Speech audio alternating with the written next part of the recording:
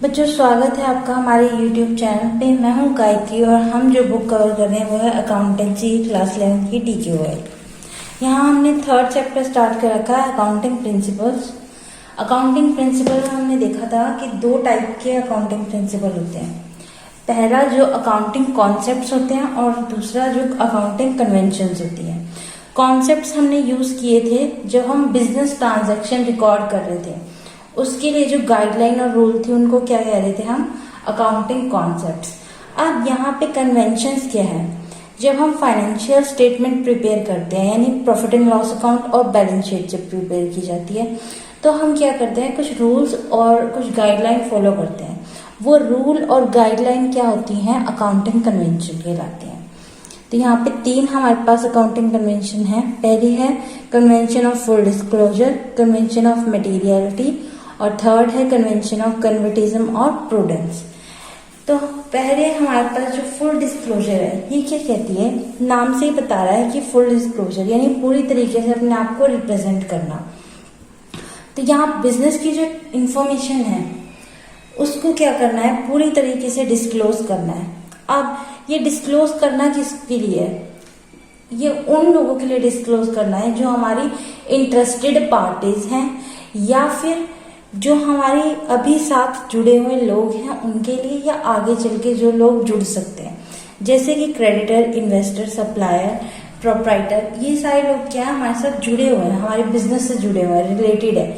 पर लेकिन आगे चल के जो लोग जुड़ना चाहते हैं, जो पोटेंशियल क्रेडिटर हैं या जो पोटेंशियल इन्वेस्टर है, उनको भी तो इंफॉर्मेशन चाहिए होगी कि वो किस बेसिस के ऊपर आपके साथ काम करने के लिए तैयार हो। तो this convention require that all significant information, सारी जरूरी information relating to economic affairs of the enterprise should be completely disclose. सारी इकोनॉमिक अफेयर्स से जो रिलेटेड हैं उनको डिस्क्लोज करना पड़ता है, which is material interest to the users of financial statement, जो किनके इंटरेस्ट की हो, प्रोप्राइटर के, पोटेंशियल क्रेडिटर के, इन्वेस्टर के या अदर पार्टी जो भी है। ठीक, इन लोगों के यूज की होनी चाहिए ये चीज। देन हमारे पास देखो ये इतना इम्पोर्टेंट है कन्वेंशन कि इसके लिए कंपनीज एक्ट में प्रिस्क्राइब किया गया है कि परफॉर्मा क्या होगा और कंटेंट्स क्या होंगे बैलेंस शीट और प्रॉफिट एंड लॉस अकाउंट के। यानी कि प्रॉफिट एंड लॉस अकाउंट में और बैलेंस शीट में क्या क्या चीजें रिप्रेजेंट की जाएंगी, वो परफॉर्मा और कंटेंट क्या रहेगा उसका, ये किसमें बताया है, कंपनीज एक्ट में। और कुछ चीजें क्या होती हैं, सारी चीजें हम बैलेंस शीट में नहीं दिखा सकते, तो कुछ चीजें उसके नीचे फुट नोट्स बनाए जाते हैं। मान लीजिए बैलेंस शीट है, यहाँ इसके पैरों के नीचे फुट नोट्स बनाए जाते हैं, लिखा जाता है। क्या लिखा जाता है, अब ये कंटिंजेंट लाइबिलिटीज लिखी जाती हैं। कंटिंजेंट लाइबिलिटीज वो लाइबिलिटीज होती हैं जो आगे चल के अराइज हो सकती हैं किसी इवेंट के होने से या किसी इवेंट के ना होने से। ठीक है, नेक्स्ट हमारे पास है change in method of valuation of stock, depreciation, provision for bad debt. अगर इन तीनों में से किसी चीज के मेथड में चेंज लाए हैं तो वो भी हमें फुटनोट के जरिए बताना पड़ेगा। देन है हमारे पास market value of investment. Investment की मार्केट वैल्यू अभी क्या है, हमें वो भी रिप्रेजेंट करनी पड़ेगी फुटनोट के जरिए। ठीक है, तो ये फुल डिस्क्लोजर का मतलब है अपनी बिजनेस इंफॉर्मेशन को इंटरेस्टेड पार्टीज को डिस्क्लोज करना या दिखाना कि हमारी अभी फाइनेंशियल कंडीशन या पोजीशन क्या है, उसके अकॉर्डिंग वो लोग डिसीजन लेते हैं उनको जुड़े रहना है या नहीं जुड़े रहना है। ठीक, नेक्स्ट जो कन्वेंशन है, कन्वेंशन ऑफ मटेरियलिटी, ये क्या कहती है, ये कहती है कि जो एक एक्सेप्शन है, ये एक तरीके की एक्सेप्शन किसके लिए है, फुल डिस्क्लोजर के लिए, कि नहीं सारी इंफॉर्मेशन हम अपनी बिजनेस की किसी को नहीं दिखा सकते। ठीक है, अगर पोटेंशियल क्रेडिटर है, पोटेंशियल इन्वेस्टर हैं, उनको हम सारी इंफॉर्मेशन क्यों दिखाएं, जो हमारे सीक्रेट्स हैं वो हम उनको क्यों रिप्रेजेंट करते हैं। अपनी ऐसी निजी चीजें भी होती हैं कुछ इंसान की या फिर बिजनेस की भी, कि वो सबको नहीं बताई जा सकती। तो यहाँ पे ये इसीलिए कन्वेंशन बनी है, कन्वेंशन ऑफ मटेरियलिटी, यानी जो मटेरियल इंटरेस्ट की जो चीजें हैं सिर्फ वही दिखाई जाए।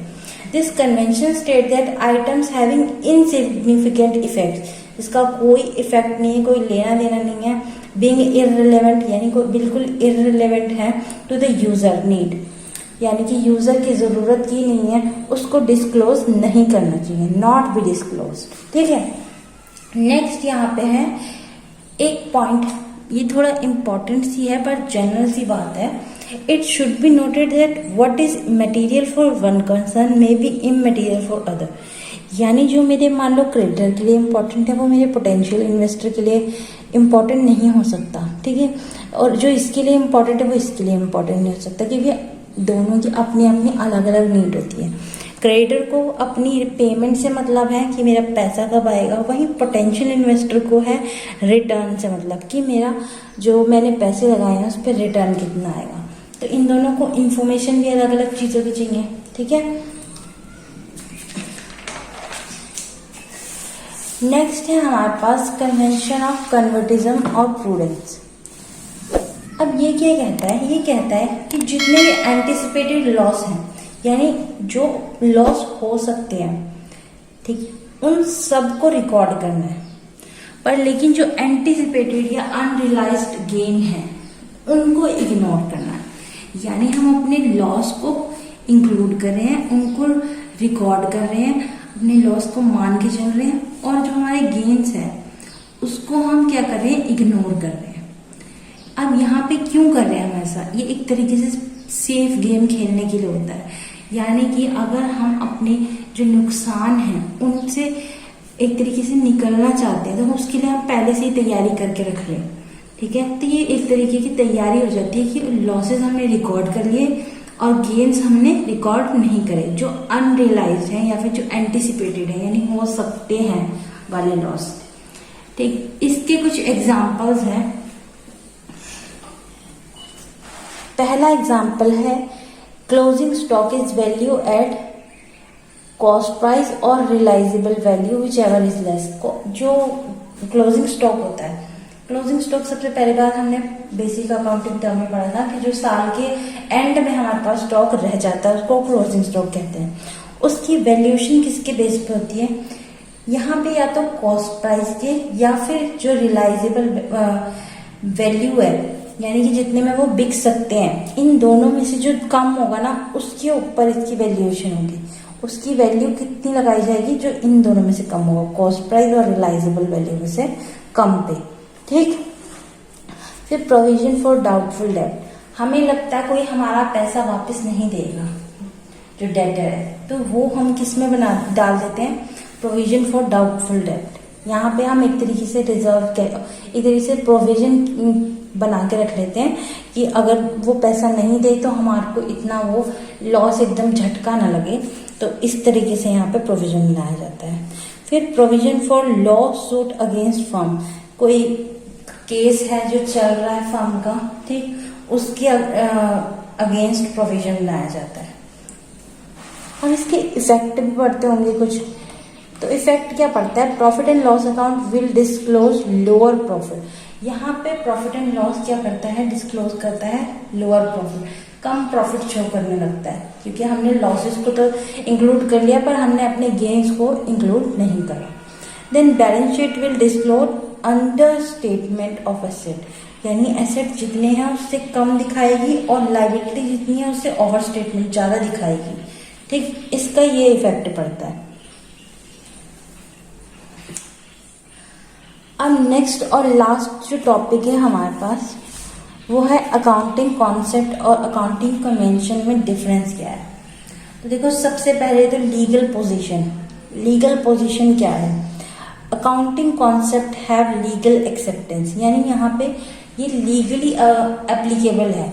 अगर इनको फॉलो ना किया गया तो यहाँ पे लीगली बाउंड हो सकते हैं। ठीक है, देन यहाँ पे कन्वेंशन की अगर बात करें तो गाइडलाइंस जो हैं वो कस्टम और यूजेज ऑफ जर्नल एग्रीमेंट, अपनी मर्जी से जो अग्रीमेंट स्टार्टिंग में होगा उसके अकॉर्डिंग ये काम करते हैं। ठीक, कन्वेंशंस में रिकॉर्डिंग वर्सेस फाइनेंशियल स्टेटमेंट।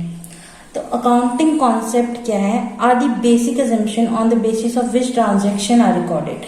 यहाँ पे मैंने बताया था अभी कि जो ट्रांजैक्शन रिकॉर्ड करते हैं उसके लिए जो गाइडलाइन है वो है अकाउंटिंग कॉन्सेप्ट, और जो हम फाइनेंशियल स्टेटमेंट यानी प्रॉफिट एंड लॉस अकाउंट और बैलेंस शीट जो बनाते हैं उसके लिए जो गाइडलाइंस है वो है अकाउंटिंग कन्वेंशंस। देन नेक्स्ट है हमारा सिग्निफिकेंस या फिर इम्पोर्टेंस क्या है। These are the uniform set of rule usually followed in recording the transaction. These are not so important as accounting concept. ये ज़्यादा इम्पोर्टेंट है क्योंकि आपकी जो बिजनेस ट्रांजेक्शन रिकॉर्डिंग आप कर रहे हो वो बहुत ज़्यादा यूजफुल होती है, ठीक है।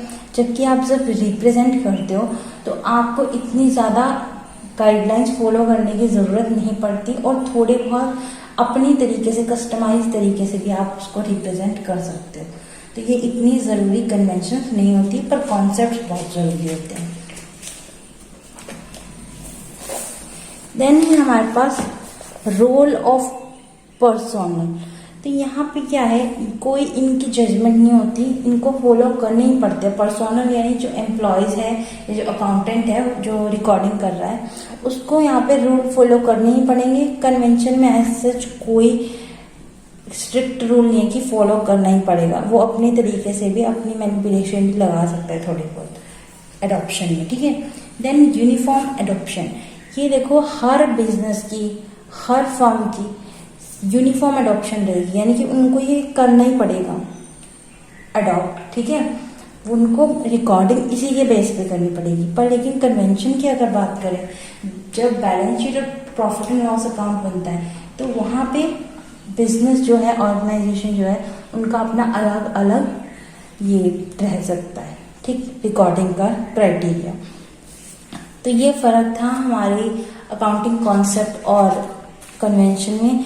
आई होप आपको दोनों चीज़ें समझ में आ गई होंगी। Thank you.